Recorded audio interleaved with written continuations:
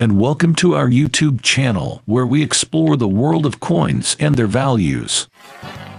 How much money do you really have in your pocket?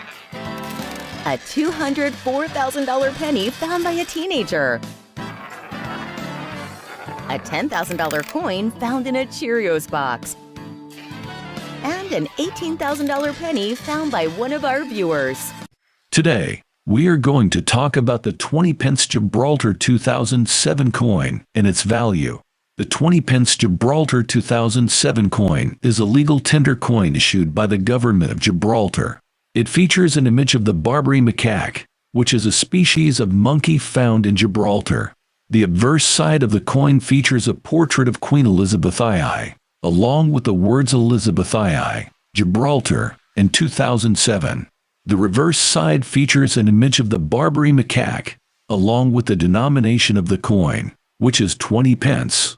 The value of the 20 Pence Gibraltar 2007 coin varies depending on a few factors such as its condition, rarity, and demand. As of 2023, the coin is valued at around 1 to 2 pounds in uncirculated condition, and around 50 pence to 1 pound in circulated condition. Here's a table that shows the approximate value of the 20 Pence Gibraltar 2007 coin based on its condition.